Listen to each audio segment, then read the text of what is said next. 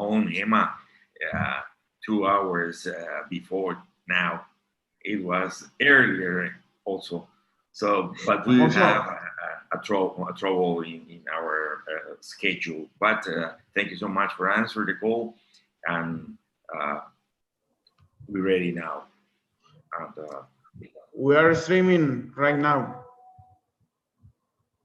Tú me dices, Tito, cuando arranquemos. Ya estamos transmitiendo. Okay, let's go to business. Well, good morning, everybody, distinguished colleagues from all over the world. The ability to adapt to circumstances distinguish all engineers. In that sense, today we are pleased to have the opportunity to present in this type of conference a true reference in engineering worldwide. The challenges that arise daily in our professional field have always been a challenge for women, and at Work Council, we recognize and highlight their efforts. That is why today we are honored with a presentation by an outstanding lady engineer who is a reference to that effort. I'm talking about Hema Vallabh. I must emphasize that the curriculum vitae she has is as extensive as impressionant. So I apologize her in advance for abbreviating it, highlighting only some of the many achievements and recognitions she has worldwide. Hema is a South African entrepreneur, engineer, diversity and inclusion specialist, investor, and all-around change maker. She is co-founder and CEO of WomHUB, a boutique Pan-African incubator for female founders in science, technology, engineering, and math. WomHUB is a spin-out of her award-winning nonprofit Women in Engineering, which provides interventions for girls and women at every stage of engineering skills pipeline. Hema has a diverse and unique set of skills, ranging from being a trained engineer, having practiced locally and abroad, to being a social entrepreneur, leading and growing a global social enterprise, as well as being a certified ontological coach and a noted international speaker and facilitator.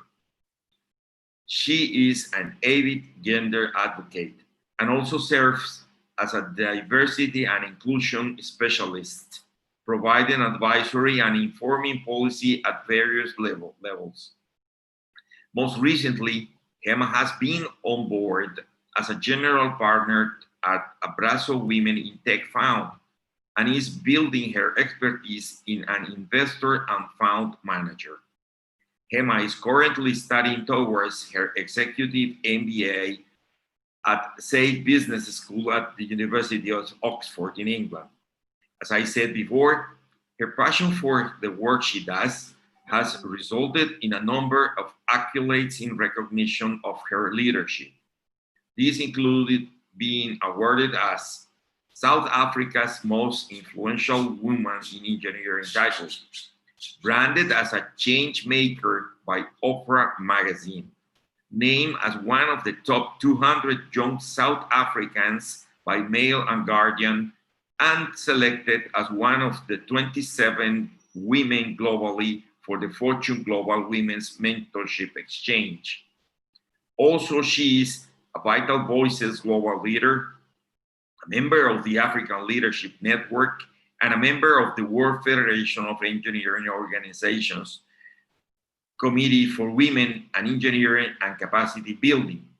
She has been named as a finalist of the CEO Most Influential Women in Africa Awards and Trust Women Hero Award, one of the South Africa's Inspiring 50 Women in Tech, fellow of prestigious Archbishop Tutu Leadership Fellowship, and winner of the Fortune Goldman Sachs Global Women Leadership Award. Hema is also a board member of a Pink Lady and ALA Student Enterprise Program. However, it is not these accolades that defines her, but rather the impact that she has through her work. Without further ado, our speaker, Hema Vallabh. Thank you, Hema. The floor is yours. Thank you so much, Alfonso, and to your team as well for putting together this wonderful initiative. I think I was just saying before, so I'm currently calling out of Johannesburg in South Africa, and I'm really excited to engage with people from around the world. While COVID has certainly caused a lot of disruption, I think it also has created a lot of opportunity, and I'm really excited to be able to be here today and speak to you from the comfort of my office, and at the same time still connect with each of you so personally. So looking very, very forward to the session and also engaging with you along the way. So I'm going to talk a little bit about my journey with myself as an engineer and the organization I started and the work we're doing, largely in Africa, but certainly scalable beyond. I will take you through the organization, what we do. I'll take you through a case study of a program that we've recently just completed, and also talk more around how this can also work, in your locations, in your geographies, and how do you become part of the bigger WomHUB family. We will also potentially have time for some questions and answers at the end, but the invite for those of you who are in the Zoom chat, feel free to also leave your questions in the chat box. It is being monitored by the team, and when we come to the end of the presentation, we will also address those questions. So on that note, let me kick off. So like I said, my introduction, and thank you very much, Alfonso, for the very extensive introduction. And whenever I hear it, I sometimes have to take a step back and think, oh my gosh, has all of that really happened? Because it really has been a journey of over a decade and a half, fueled by passion and, real love for what I do, but also very much addressing a need. It's no secret that engineering is a very male-dominated space. And while that is certainly changing, it's very different to when I was studying 15 plus years ago, but it's certainly not changing fast enough. And, I've made it my personal mission through my organization and the work that I do to, start tackling this challenge. I think as people, when we see a problem, we can either sit back and complain about it, or we can do something about it. And it was with that philosophy that, 15 plus years ago, when I was a female engineer studying chemical engineering at the University of Cape Town, I looked around me and I was one of very, very few females, one of very, very few people of color. When you're every minority, engineering, which is a hard enough qualification by itself, then compounded by these factors makes it even more difficult. But like I said, I decided not to complain about it and rather do something about it. And it was then back in 2006, 2007, that myself and a few peers got together and started at the time what was very much a student-run platform to support female engineering students like ourselves. And that's where WomHUB was born. And like I said, a decade and a half later, the organization has scaled and now fully operates as a global award-winning social enterprise. And our mission is very much to develop a more gender diverse and inclusive engineering workforce through education and technology. Because when we talk about diversity isn't standalone, we also need to be extremely inclusive. I heard a beautiful quote that said, diversity is being invited to the party and inclusion is being asked to dance. So it's not just enough to have more women in the industry, but how do we include them? How do we make sure their voices are heard? How do we ensure that they are able to participate and contribute in a meaningful way? And that has very much been the mandate of WomHUB as an organization. For us, it was really born out of the fact that if you look globally, right, only 11% of engineers are women. That is a shocking number. And that's the global average, meaning that in many countries, it's much lower. Some countries it's as low as 5% and below. And even in the countries that are slightly more than 11, it's never, ever really more than 20 to 22, 23%. So this is a problem, right? And like I said, with COVID as well, with any problem, there's a lot of opportunity. So for us, we saw this as an opportunity to contribute, to move the needle, and to really, really start seeing how do we address this problem and start moving the needle on that 11%. So what is it that we do at WomHUB? So there's a number of, and like I said, the organization has very much evolved over the last 15 years. But one of our primary mandates is to attract, develop, and retain women in engineering. And we do this through a number of interventions, programs, workshops, and we also partake in a lot of capacity building work. And that's really addressing the beneficiary directly. So that's girls and women who come through our pipeline.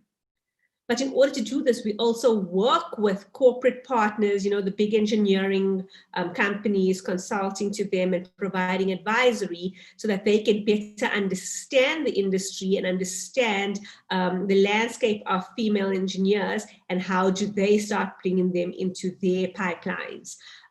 So this work can only be done if we do have the industry mindset shift and companies who are more receptive to also making sure that engineering is a more, not just female friendly, but female conducive and balanced workforce, more importantly.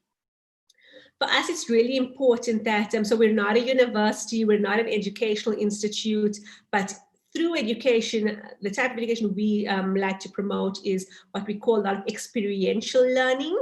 And also, even pre-COVID, but certainly now with COVID, doing a lot virtually to help women and girls, like I said, have more access to education and also, you know, learn on the job, if you will. So by very practical, whether it's gamification, experimentation, but don't just read a textbook, right? Part of being an engineer is getting your hands dirty as well.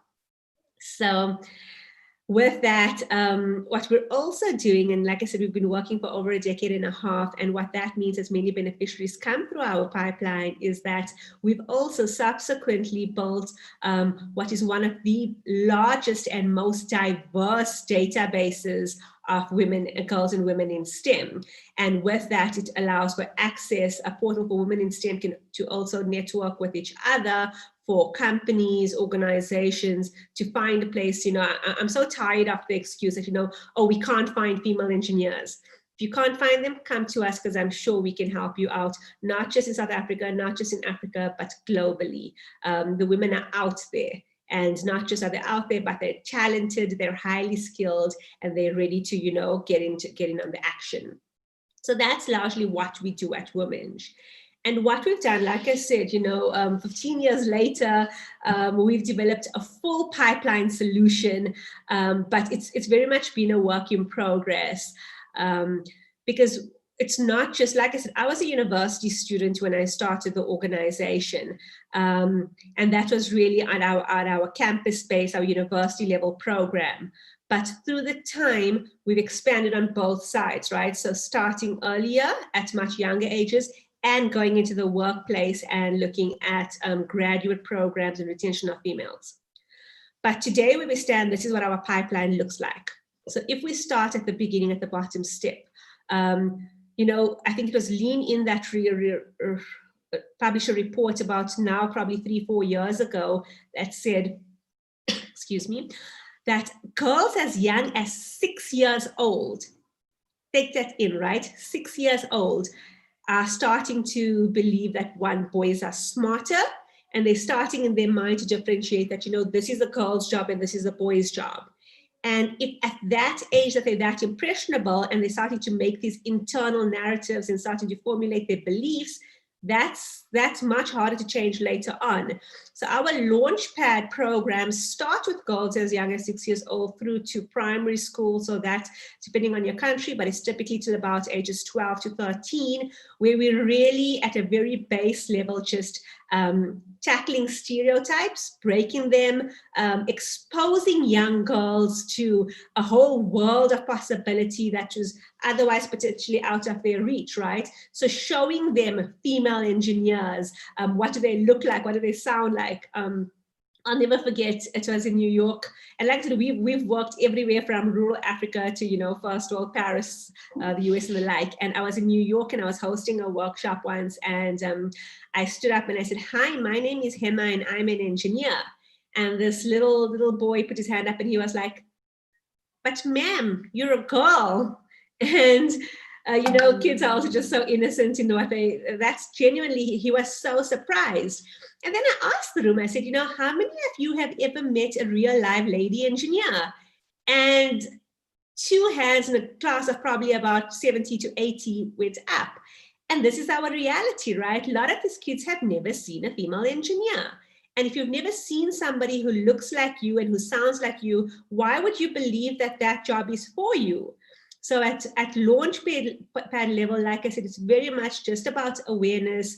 We run after-school programs. We also, like I said, it's not about standing in front of a kid and lecturing them on what's engineering. We like to get them involved.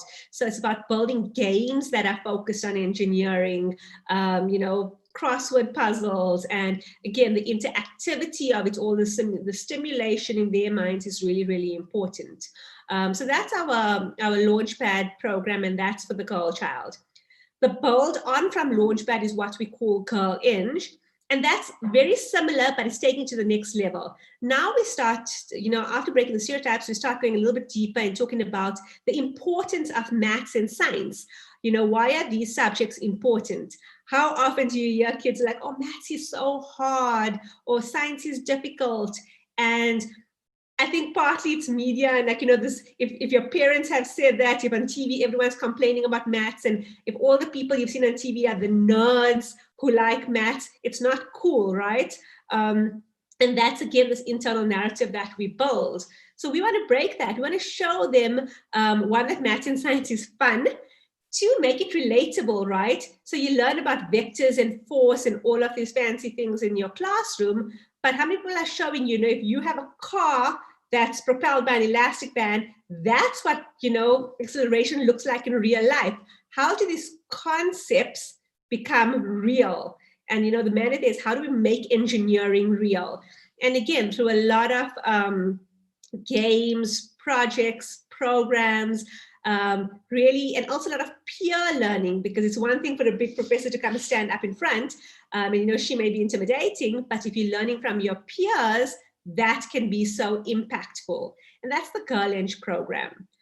Circles is very much around a mentoring program. We're a lean-in partner, so that's a support group. Like I said, engineering is hard enough, but imagine if you have a tribe of peers who are able to support you through your studies. And then it comes to our fellowship program, and this is really one of our flagship programs where we started thinking about how do we get girls who are graduating as engineers, not just ready for the workplace and will survive, but how do they thrive in the workplace? It's also at this stage, we started doing a lot more, not just about employability. So it's not just about going and working for a company, but also how do you start owning the industry? And we're going to talk a lot more about that later. How do you start being an innovator? How do you start a business? Very much building an entrepreneurship and intrapreneurship mindset. And then, of course, the last stage is once they get into industry, how do we help companies? How do we help these women through graduate programs? Your first 3 years of your career are really, really important in any industry. But in engineering in particular, we find that the highest dropout rate, especially of women, is within the first 3 years. So how do we ensure that in those first 3 years, they're really forming a strong foundation to be able to thrive as they progress in the industry? So like I said, over a decade and a half, this has become an integrated learning platform, and it's all connected. And throughout this, mentorship is what is the golden thread that ties it together. So our workplace women mentor our university students mentor our high school students, our high school students mentor our Launchpad and primary school students. And in that way, we see a beautiful pipeline of just more women scaling and working, and, like I said, literally shifting the needle The other thing to note, this is not an overnight success, right? So if you think of a girl child who's coming into the pipeline at the age of 6, it's a good 10 to 15 years before she even enters, tertiary and then the workplace. Like I said, we've been doing this for 15 years now, and our Girl Engine Launchpad programs since 2009, 2010. And it's been a huge moment of success for us to finally see our Girl Engines now become engineers. But it took 10 years, right? So the message here is slow and steady wins the race, and all of us have to start today if we really want the landscape to shift in the future. So with that, like I said, it's not just about us doing this by ourselves. Our success has been very dependent on working with the right partners as well. Everything from governmental institutions, educational institutions, and very much big engineering corporates. If we are building the pipeline for female engineers, we need to also have a place for them to go once they graduate out of that process. And it really has been a partnership, and more and more. 10, 15 years ago, it was a lot harder to convince a lot of people on, the importance and the bottom line, the huge benefit of having a more diverse workforce. Today, fortunately, that's become a lot more accepted. But as I keep saying, we're still so far away, not just in terms of getting more women in, but also things like the gender pay gap is a very, very real issue, right? So there's a big pile of work that us collectively still have to do, but we're grateful to have worked with partners like these around the world who are showing their commitment to this.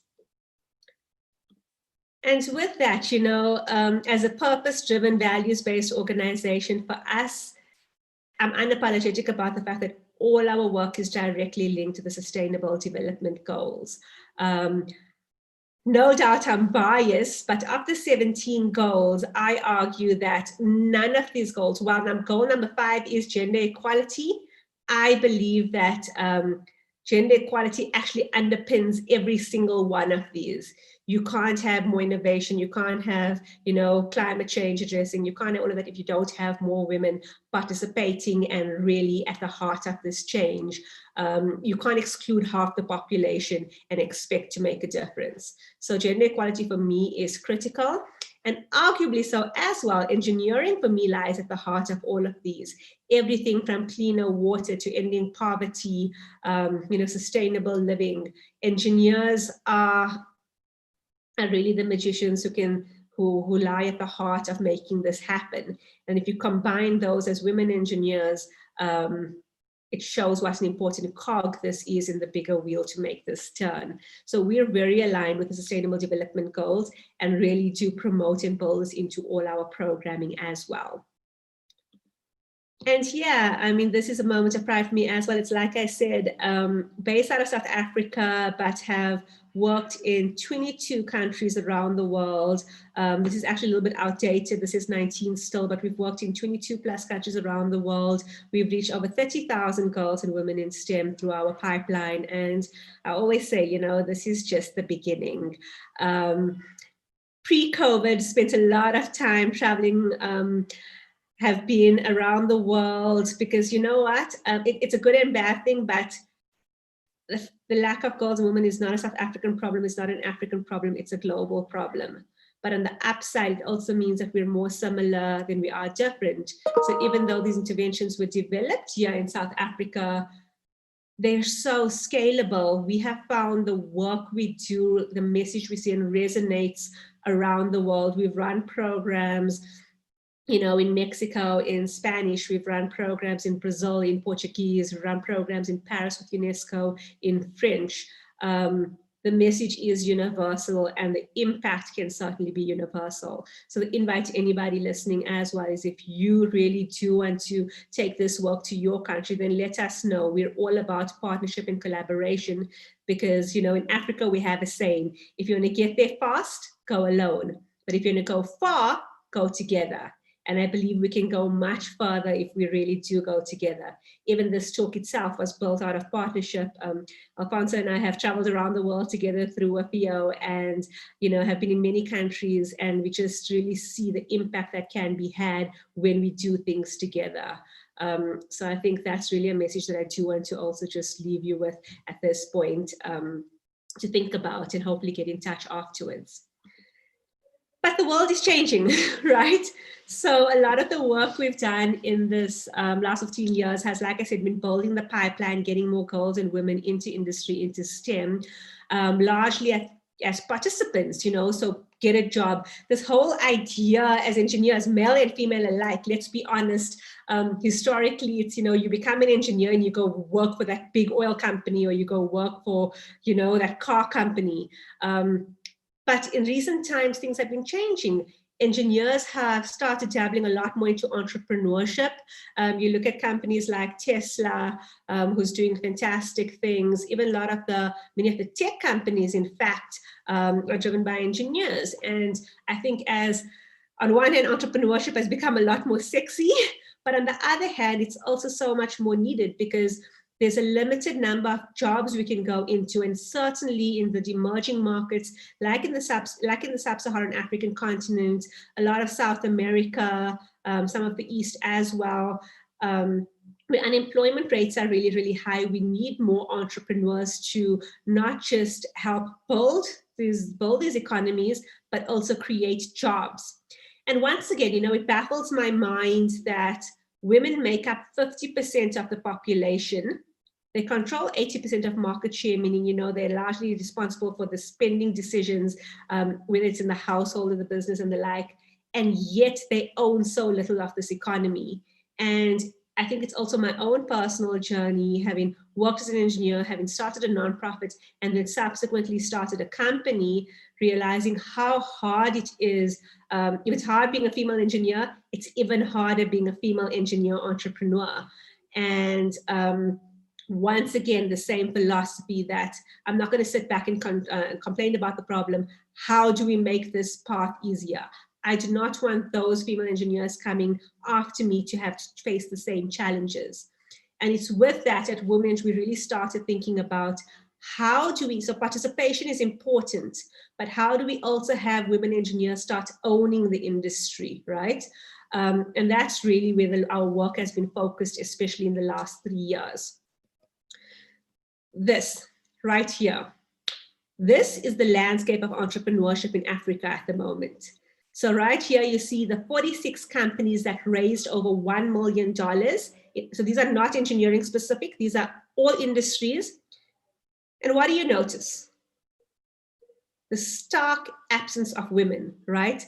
There are literally 3 female entrepreneurs in this group of 40 plus entrepreneurs who have been able to raise more than $1 million in the last year cycle. That is not good enough, right? And it's even worse is, and this is like, it's a global problem, right? Because we're doing badly. There is just so little support for female entrepreneurs, everything from a space for them to build their businesses to access to capital.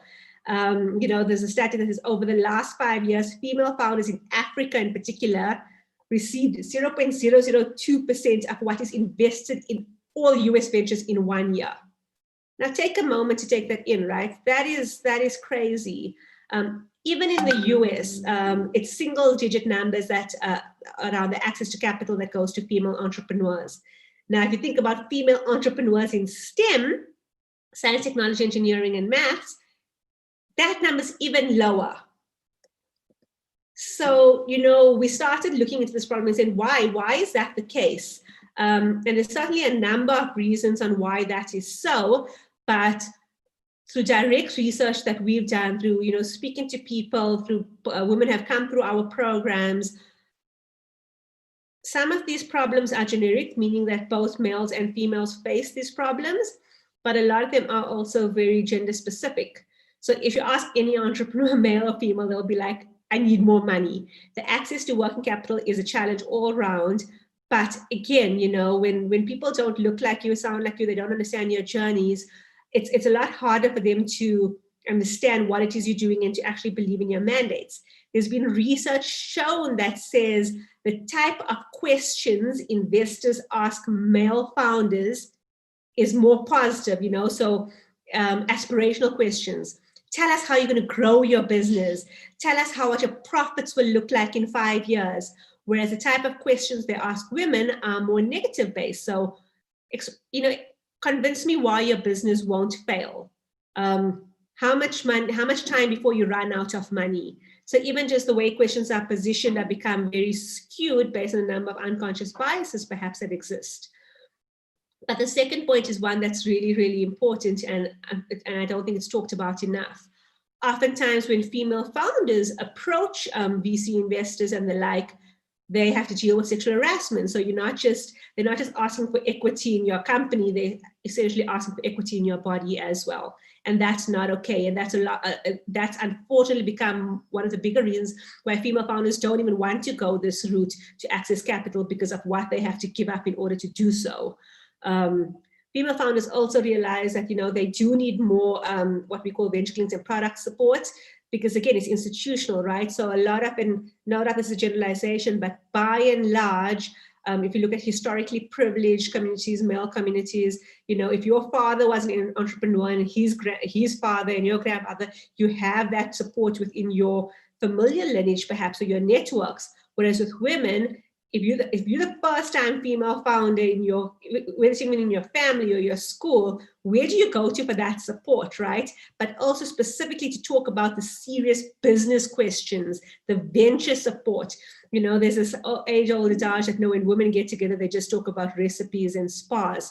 That's not true. We are these communities where women can talk about business and, really soundboard and get peer guidance from other women like themselves who are partaking in this place. And then again, like I said, tied to that is also just specialized services like legal, tax, and the like. So, when we looked at all these problems, we said, how do we build a support pipeline for women?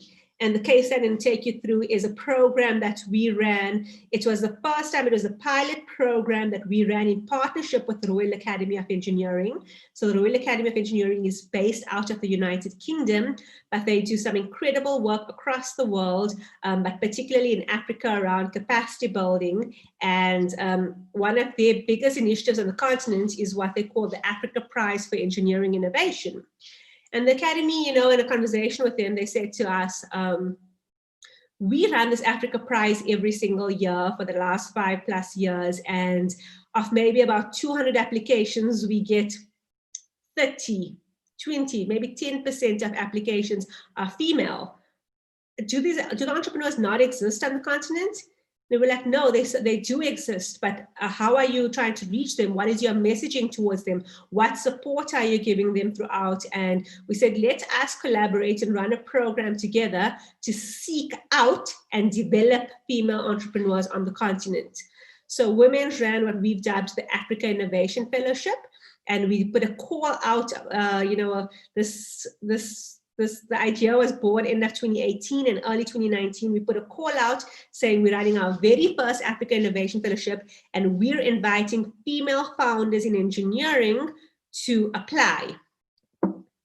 This was part of the result, right? So we ran an incubator, like I said, an incubator for female founders in engineering and tech across Africa. And where the Royal Academy only had 20 to 30 applications of their whole pool, for our program alone, we had 173 eligible applicants. That's female founders in engineering and tech across 14. So there were, applications came from 24 sub-Saharan African countries, and the innovations were based across the continent. I mean, take a moment to look at this map. If any of you have been to Africa, you know how big and how extensive the continent is. And these are the type of applicants we've got in. So you certainly see the usual suspects, which are Nigeria, Kenya, and South Africa, but we've had applicants from, more remote areas like Cote d'Ivoire, Eswatini, Burkina Faso, and it was really, even before the program just started, this is before anything else, this is just showing how many eligible female founders there were on the continent. And this was just in year one, with a very short timeline for marketing and getting applications out. We then did a deeper dive to start understanding who are these female founders. So for the program, we chose, of the 173 applicants, we chose 25 founders for the program. And we also asked them, so when we had 173, the first question was, they must be really early stages, they can't possibly be established businesses. So we said, let's start looking at what stage these businesses are at. And if you look at the maroon and the yellow and the green bit, so just over 60% of these businesses are actually beyond just an idea. These are prototyped, established, or even scaling businesses. So that's quite phenomenal, just understanding what stage these businesses are at as well, right? We further went on, and like I said, everything we do is about impact, and we wanted to understand, research shows, and let's make no mistake, these are profitable, scalable, investable businesses, but research shows that more often than not, that when women lead businesses, there's also some level of impact built in. Sometimes it's fully an impact business like a social enterprise. Other times it's, it's a subsequent consequential impact, but all 17 goals in some way, shape, or form was being addressed by these businesses. The top 3 goals being industry innovation infrastructure, which is expected given these are engineering and tech companies, decent work and economic growth. And like I said, if you start including more than 50% of the population, you are certainly going to see the economy shift directly as well. And then a lot of them, interestingly enough, were also in the health tech space. And that's why we see goal 3 with them, good health and well-being. So this was really fantastic to see the impact that they were having through innovation as well. Then, of course, and this was really interesting for us, and it comes back to the capital story, right? So we asked our participants, how much capital do you need to grow your business? We also asked them, how much have you actually raised already? And, if your business is past idea stage, where has your money come from? Interestingly enough, the capital needed, and you'll see this number is shockingly low, right? The median capital needed by applicants was £15,000. Now, anybody who looks at this cost and says, no, that you can't be serious. This is one of the problems right here.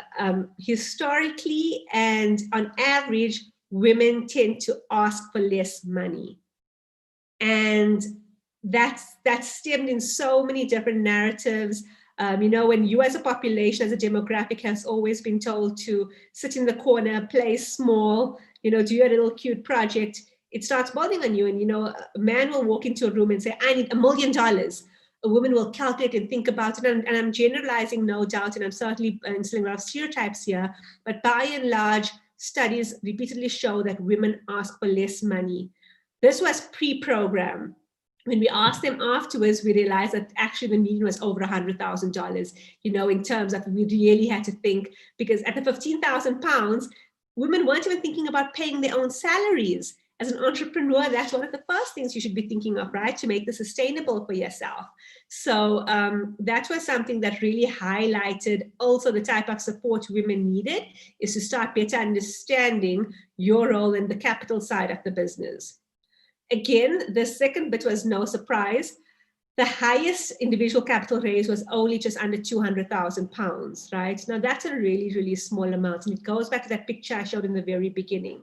If you're thinking about VC, anything notable is over $1 million. This is so far behind in terms of how much they actually are able to raise. And again, it ties to the first one. It's not that there's many of these businesses, yes, they were too early stage to be at that valuation just yet, but the fact that they weren't even thinking about raising that much just yet showed that, the various challenges that they face, and also just understanding the bigger capital landscape. And it goes back, if they haven't seen women who sound like them, look like them, raise that much, why would they think it's possible for them? And that's why that role modeling and that picture up front needs to change. If I saw more than 50% women in that picture, it wouldn't even scare me to go and ask for more capital because, it's the done thing. It needs to become the new normal. And the last bit, again, really not surprising, but still, and again, it's the reality that women more so than men tend to bootstrap their business, meaning that they start their business with their own money. Men are more likely to either go to the bank and ask for a loan or apply for funding or, use other people's money, which is genuinely the smarter thing to do. And I'm guilty of this. When I started my business, when I pivoted WomHUB into a company 3-4 years ago, I fully bootstrapped. I, sold investments. Don't ask me where, but between my co-founder and I, we big sold and borrowed money from anywhere we could, but we bootstrapped. If I had to go back and do it again, I would absolutely raise capital earlier. And I would also, look at loans and, other low interest or other ways to fund the business where I'm not putting myself at risk as much. The next place they go to is friends, family, and then you'll see grants, awards, competitions, and the like. But the stark absence, again, of funding sources here is VC and actual investment. And that's something we directly wanted to address. So of those we selected, we chose, like I said, 25 founders. They came from 14 countries. And then we refined that same data over there down to, so all the data before this was on the full 173 applicants. We then refined that down to the 25 who we took through the program. And the biggest thing you'll notice here is that less of the idea stage, which is only one person, the rest of them, more than 99% of our founders actually were in prototype to scaled businesses. Again, impact really important, and but even with the 25 of the 173, full extensive representation across the continent. And these are just some pictures from the program. This is, if you look at this top picture on the left-hand corner, I promise you, if you show this to anybody and you ask them, who do you think is in this room? None of them would answer. These are engineers and female founders, because it's a room full of African women, and yet that is what the new normal should look like. We had a range of panelists come in. We had people who, we had all our founders pitch to the rest of the team and pitch at a competition at the end. And it had a completely extensive range of activities throughout the week. And it was also interesting to know, so upfront, like I said, all our programs are very much based on, focus groups and understanding what founders needed. And then post workshops, we also assess them and say, what were the sessions which they rated the best? So these are the ones where they found the most impact. And it's so interesting, right, that other than understanding business challenges and, these two on the right-hand side, which are very business focused, 4 of the 6 top-rated sessions were actually all around personal development, around them as leaders themselves, how to communicate. Historically, what was called soft skills. And these are not soft skills, these are core skills. And again, we take it for granted that everyone, you tell women they must just be confident. It's easier said than done, right? Because again, if your whole life the world has been knocking at you, telling you you're not good enough, this is no space for you, your role is in the kitchen, it takes a lot internally to change to be able to realize that you actually do belong here. And we found that the way these sessions were rated is a clear testament of how important it is, especially with a gender focus, for us to invest in entrepreneurs from a personal development perspective. The business challenges and the like, those challenges will probably come male or female, gender agnostic, but we're very deliberate about addressing the core needs. And this is just a little bit around just what are the biggest takeaways were, and it just really reiterates the statement I made before. They walked away saying, I finally have a network, a tribe, and it's what I spoke about. We finally have peers I can have serious business conversations with. I'm much more confident. I'm able to implement what I learned. And like I said, we're not a university institution, but we really are able to be practical and have our founders and our beneficiaries implement all their learnings through our programs. And the list goes on over here. And really with that, for me, I can talk to you about this till I'm blue in the face, but there's nothing better than hearing about the outcome from some of our fellows themselves. This was Eloho, and she runs a coding company, and she was like, it was just so amazing being in the room with other founders. Evangelista, who was actually the winner of our fellowship, subsequently, she's from Zimbabwe. The fellowship last year was run in Uganda. So all those 25 founders from 14 countries, we brought them all to Uganda for a week, where she won the pitch competition here. As part of the winning pitch, we took her to London together with Royal Academy, and she pitched there as well. And she raised investment to be able to build her company further. So, this program has taken her around the world. And just very recently, like I said, subsequent to our program, the applications to the Africa Prize saw the highest female application rate to date. And literally just last week, the final Africa Prize competition was held. And I'm so proud to announce that our fellow Charlotte Ngasen has been named the very, very first female winner of the Africa Prize for engineering. That is monumental. You know, this prize has never been won by a female before, and to know that she came through our pipelines in collaboration with Royal Academy. She runs a cyber tech company around facial recognition in the security space, and just such a star all around. So these programs work. Last year was our pilot, and like I said, by testament of this year, very successful. This year, of course, with COVID implications, the program was scheduled to run in Ghana in June. And again, similar context, but because of COVID, we actually ran it virtually. But again, so much opportunity. So instead of hosting it for 25 founders, we actually managed to host 50 female founders through a first phase of what we call our Business Innovation Academy. And then the second phase will take us down to 25 founders who will go through a deeper program. And then once travel opens up again, we'll run an in-residency program for about 10 founders in the coming year.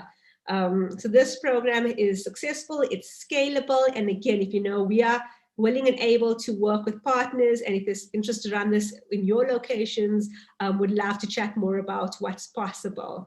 It really is, if we have to start at base level if we are to see the impact that's possible in having more women start, like I said, moving from participation to ownership. So it's been a journey with WomHUB, and I see we're running into the last couple of minutes, and I'd like to just leave a little time for questions, but very quickly, I just want to let you know where we're going from here. So WomHUB was about developing the talent pipeline for women in engineering. We then went on to develop the pipeline for female founders in engineering. And for us, the next step, because we don't stop there. If you know anything about WomHUB by now, you know we're ambitious and we dream big, and we really are about making an impact on a global scale. So just last month here in South Africa, we actually launched the spin-out of WomHUB called WomHUB, and really positioning it as a boutique incubator for female founders in STEM. But how we define STEM is, so it's your traditional science, technology, and engineering, but instead of mathematics, we say manufacturing. We find it's just much closer tied to our bigger mandate around engineering and tech. And it really is, you know, the Boston Consulting Group says that if you add more women entrepreneurs to the economy, that's unlocking a $5 trillion market. So we want to contribute to that. And it's very much, like I said, what we did in the African Innovation Fellowship as a program, we've now scaled into a full-on business to do this in various different ways, shapes, and forms. And more importantly, this is also another moment of success for us, because like I said, being very much in the service programmatic education space, our latest milestone is we actually have just launched the very first co-working space for female founders here in South Africa, and very excited to now build a home. And the ambition of the space is really a physical space where women can come connect, as in meet each other, you know, so it's the WeWorks and that of the world, but very, very focused on women. This is an actual picture of our reception area here in South Africa, in Johannesburg. More than connect, we want them to cultivate. So it's about us building these businesses and cultivating their ideas into something, you know, more serious. And then, like I said, converting ideas into successful, thriving businesses and empires, and really accessing them to a lot of capital. So we don't rest at WomHUB and WomHUB. We're now just launched our co-working space. And the very, very next step is, if these businesses, if these female founders are coming through our pipeline, we want to also ensure more capital, they have more access to capital. And with that, we're also working to raise a fund where we can directly invest in women in tech in Africa. So I know it's a lot of information, a mouthful, but it's like I said, it's been such a journey for us. We have a fantastic leadership team that comes from a range of backgrounds, but more than us, myself and my co-founder and our recently onboarded COO, we're supported by, you know, volunteer staff from around the world. We have 9 full-time staff. And majority of us, I think a large part of the success of our programs has been that it's built by engineers for engineers, by female engineers for female engineers. And with that, we always say, don't just try to fit into the glass slipper, the Cinderella story, right? Let's break the glass ceiling. So with that, from my side, if you are interested, please do get in touch with us. More than happy to share more of our learnings, more of our work. And I'll really, really emphasize, for us to get there, to go further, we really, really have to go together. So once again, thank you to the organizing team for this time to be able to share our work. Hopefully you've taken away some fantastic learnings, ideas, opportunities. And I think on that note, so see if we perhaps have some time for questions, and I'll hand over to Alfonso and Tito to manage that process and take it from here.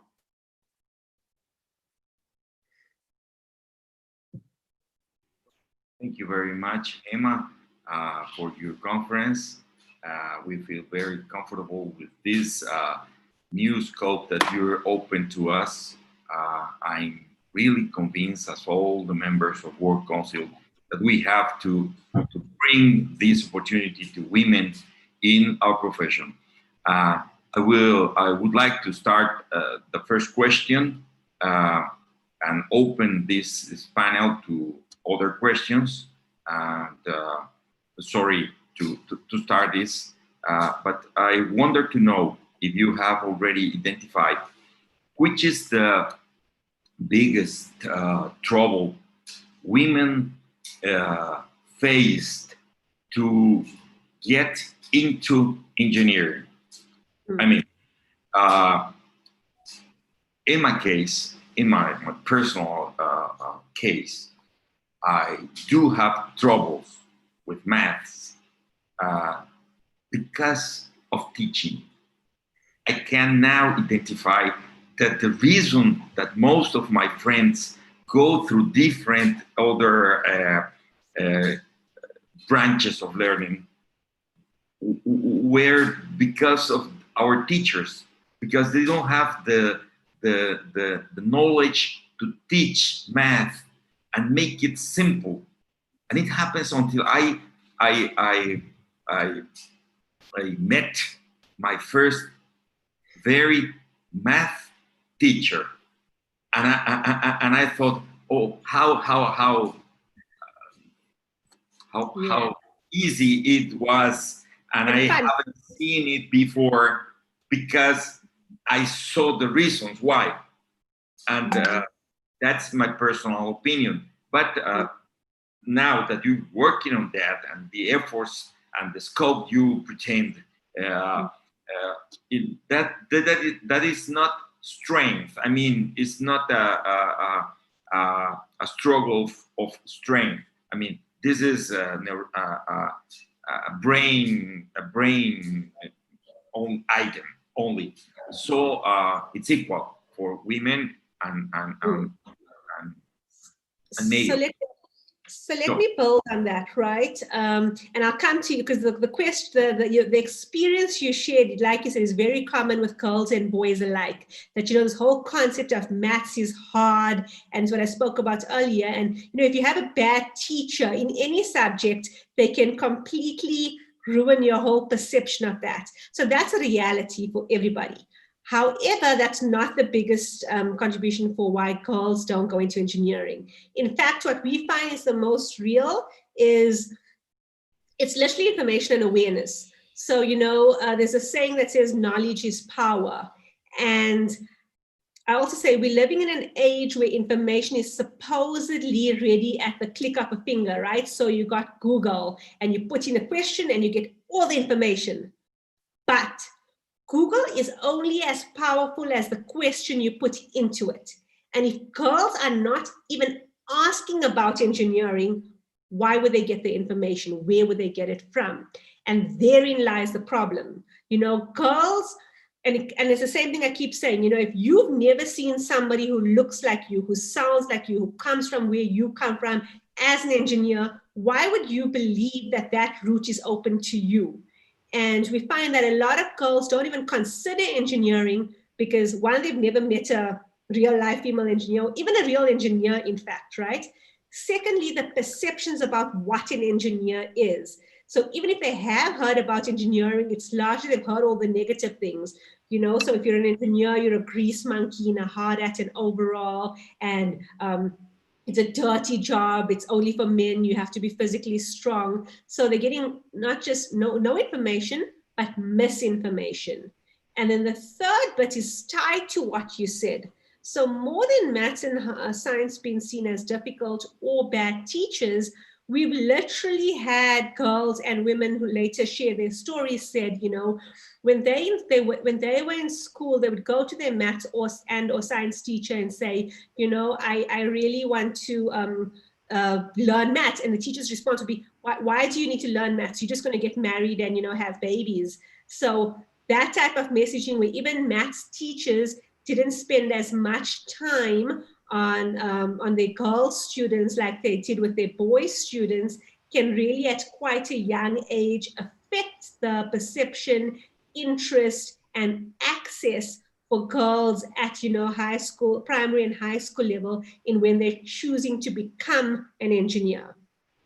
Interestingly enough, what we found is it wasn't because they weren't, I mean, the girls were getting great grades, right? They were getting top maths and science grades. They were smart enough. So you know, because we all know engineering is hard, right? To get into an engineering degree is difficult. That wasn't their problem. Their problem was more the narratives around it that actually painted a very bleak and dull picture. And that's really sad. But the good news is we can change that. The fact that the hard work is done, they're smart enough, they're getting the grades. Our job is to start changing their perceptions and their narratives and building the confidence that they can start. And we've seen that, you know, globally, there's been certainly an increase in the number of females registering to study engineering and qualifying. The problem today is more those women who remain working in industry, and like I just shared, those women who go into engineering entrepreneurship. Thank you, Hema. So the panel is open for more questions. Emilio?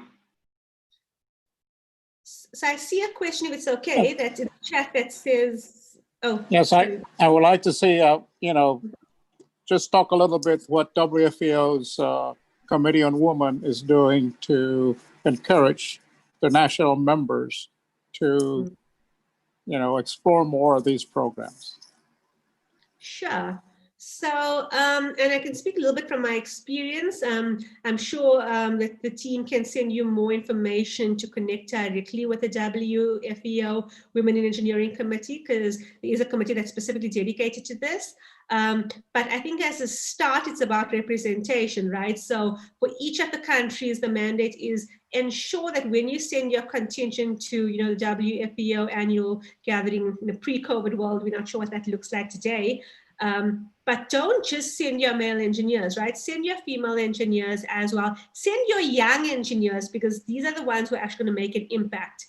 Also, the WFEO Women in Engineering Committee, despite the name, is not only for female members. And I know I'll use Alfonso as an example. Sometimes men are our biggest champions.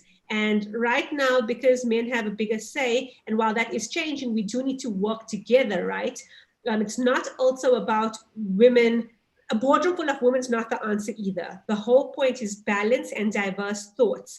And I think as the committee becomes stronger, where the member countries actually promote and know the importance of their representation in the committee, it's not just a side committee that's you know, you may take the environment committee more serious and the anti-corruption committee more serious, and they're like, oh, it's just the women in engineering committee. So until we elevate the importance of the role the committee plays and the decision-making power they have, then only can we start executing projects that have been taken seriously and that are taken seriously extensively, not just by a handful of people who are passionate about it, doing it out of, you know, the love for it. So I think there's a lot more with regards to actual activities that WFEO is doing. Like I said, I'm sure the team can point you to their website, and I think a lot of their projects are published there as well. Thank you, Hema. With my apologies, I'm going to ask our Spanish speakers the question that they can make it in Spanish, and we are going to translate it. So Sure. I apologize. Compañeros, el que desea hacer una pregunta puede hacerla en español y con todo gusto trataremos de traducirla para que Hema nos pueda hacer el favor de contestar. Siéntanse en la libertad de poderlo hacer y nosotros haremos el esfuerzo por traducirla para podérsela hacer llegar. Ok, thank you, Hema.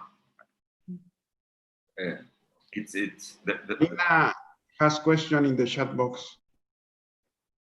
Sure. So I see there's a question that says, what was the biggest problem in implementing the program? I'll be very, very honest. Funding is often the biggest constraint. From a knowledge, programmatic implementation perspective, I am unapologetic about the fact that we know exactly what we're doing. We are the best at what we do, and we've seen results. Like I said, a lot of the programs are born out of our own experiences, and hence they're very real. However, in order to implement a program, it takes resources, right? So let's say, for example, someone says, I love your program. I'd love to run something similar in, I don't know, Brazil or Mexico. We are always willing and able. We have the curriculum. We try to make as much as our content open source, meaning that it's freely available, but it usually does take resources in terms of, like I said, funding to be able, especially if it's an in-person program. There's hard costs like your logistics, venues, like any conference, if you will, from a cost perspective. But even if it is virtual, and like I said, COVID has certainly been able to extend our reach, there are still costs in terms of time, getting expert facilitators in. Costs are significantly lower, but they would, I would honestly say, if I had an unlimited budget, we would literally be everywhere around the world. We'd have teams everywhere. The biggest thing in preventing me from really scaling my work faster than we already are scaling is funding. Thank you, Hema. Another questions, dear colleagues? I want to have a little chat during this period until there are going to be, I think, other questions. But I want to share with you this experience. I was invited to the United Nations headquarters by Robani Sigamoni, whom is our friend. You know her perfectly, Hema. She's also from South Africa. She's chairing the task force in UNESCO about engineering. And she invited me to go to the United Nations headquarters during the Engineering World Day to talk, to have a conference over there in United Nations headquarters in New York. I remember it very much because it was a terrible snowstorm, but we have this opportunity, and I felt how all lady engineers feel always. I was the only man in the forum, and I feel really different because I'm very accustomed to different scenarios where men are mostly the participants, and there, as Hema said, are a few women in every forum. So I really felt that experience that I want to share. That's why in Work Council are opening these kind of activities to females engineers. We're looking for Valerie Ibufenko from Nigeria. I was looking for her, different medias to be in touch because she is chairing the women standing committee for the World Federation of Engineers, and I think it's going to be another good opportunity to work together and make stronger alliances to promote engineering, even the gender, indeed. I mean, so we have another question, Hema, in the chat. You can see I am an Hema founder located at Mexico. I will have a conference in November. Where can I get the info that you share? So I'm sharing an email address in the chat box. It's info@womhub.org. Please do email us so we have your details. We actually have an open source toolkit. So something I didn't have time to mention is through our Launchpad and Girl Inch programs, those workshops that we run have actually been packaged into a scalable toolkit, which shows you how to run the events. We have all the resources, and that's open source. So if anybody would like access to that toolkit, please email us at info@womhub.org. And we also have an ambassador program where at no cost, individuals or organizations from around the world can sign up to be what we call a WomEng ambassador. And in that way, you can represent WomEng in your country, and we will train you, we will give you resources and, like I said, toolkits to be able to run our programs in your countries. And you know, I'm very open to, so say, I think this question is from Mexico, that's right.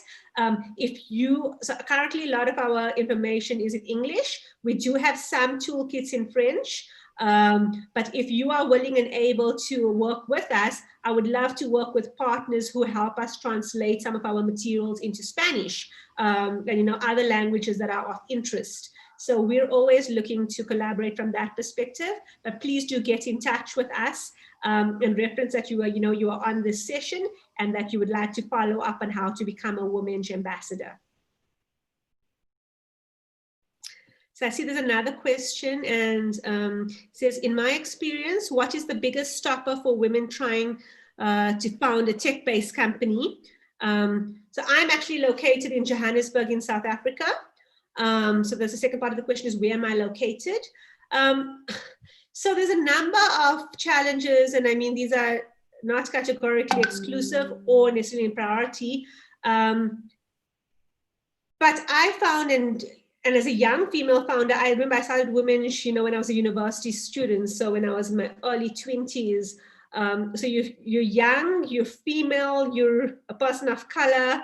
And honestly, one of the biggest challenges was just getting people to take me seriously, you know, because people don't, and I'm going to be quite candid about this.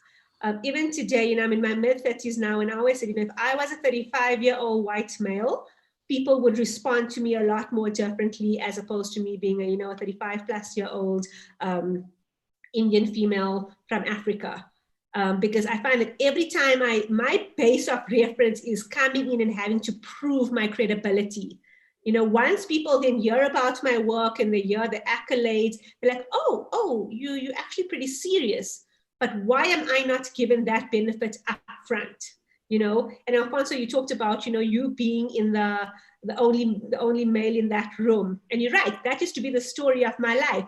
As an engineer, I would walk into a project meeting as the senior engineer on the project, and the client would still look to my younger male intern and address all the questions to him. It was also the assumption that maybe I was just the note taker, or maybe I was the secretary, or, you know, I'd get asked to go bring the tea. And, you know, that initial assumption of your role in the room. And I used to joke about it. One of my favorite things as a founder was, you know, again, you walk into a room and they assume you some young intern. And then when the meeting starts and they realize you actually chairing the meeting, and the look on everybody's faces is just, so, you know, there's the challenges are, the institutional challenges are there, right? So how to start a company, capital, business challenges. But for women, it's largely compounded by all these, almost these implicit biases that exist in terms of the way people perceive you. And until we can change that narrative and make it normal for a woman CEO, a woman founder, a woman investor to be leading, there's still a lot of work to be done. And that's tied to the next question, says, what is the importance of role models? For me, I think it's incredibly important, because it's about sharing that journey, right? And understanding, it's like I said, I've made it my life's mission to make the journey for those coming after me easier. And in that way, I want to be a role model for the generation to come after me, because I also know in my 15-year journey, yes, I've worked really hard. I've made a lot of sacrifices, but I've also had incredible people who have held my hand through the process. And without them, I wouldn't be where I am today. So, surround yourself by people who serve as role models, whether it's peer role models, whether it's senior people, could also be people who are younger than you. But it's so important to surround yourselves with people who will cheer you on, champion you, and support you in your journey, and not try to bring you down. Thank you, Hema. Also with my apologize. Carolina, todos estos programas y todo lo demás pueden ser a través de FESIC, que es el miembro del Consejo Mundial, para que se puedan ir bajando todas estas cosas como estamos trabajando para mantener el orden. Well, thank you very much for all the attendees to this meeting. Before we finish this interesting lecture given by Hema Vallabh, I would like to ask Tito to take the floor and have some words for our speaker. Yes, thank you. I only want to say thank you to Hema Vallabh for this speak, and we will send you the recognition in a few days by the electronics means, because we can travel because of the pandemic, but we are doing this exercise in the virtual way to keep in touch and keep working in the different standing committee. Unfortunately, the gender standing committee could not be here today, but is working as long as the another standing committees to keep the WCC working. And we thank you again, Emma, for this speak. We hope you be soon with us in another exercise that we prepare. So that's all what I want to say. Thank you, Tito. Thank you, Emma. And for the closing speech, I would like to ask our president of the Senior Advisory Board of Work Council, Engineer Emilio Colom, to take the floor and close this ceremony, and thanking Hema for this opportunity. Thank you so much from my side as well. Emilio, please. Okay. Are we ready to close up? Yes. Yes. Okay. I'm sorry, I just had to walk briefly off. We want to appreciate, Hema, your participation with us, bringing us all the wise information. We also will contact you to sort of join the WCC Gender Committee that is being worked up at it. And we thank those that participated in this conference, which is really an eye-opening. Thank you very much. You're most welcome, and thank you as well from my side for the opportunity to share our work, and I look forward to connecting further. Thank you, Hema, and thank you to all the attendees of this very clever lecture. Thank you, Hema. We're in touch. I know this is not going to be the last one. This is going to be one of the most activities we're going to have together. We're going to strengthen our relations between Work Council and Women in Engineering. Also, I already got my helmet for distinguished member of that. You didn't mention, but you can make this as a commercial before we finish. Sure. No, we'll certainly talk about that more next time. We always have to leave something for next time, but very much the symbol of WomHUB, and especially our Launchpad and Girl Inch programs, is our pink hard hat. And it's purposely pink to make a stand that, just because a hard hat is pink, it doesn't make it any less stronger. It does the job just as well. And in the same breath, a women engineer is equally as good as a male engineer, and together we can do so much more. So the pink hard hat will certainly be making an appearance the next time. And hopefully when we're able to travel again, we can send some over to you. Thank you so much.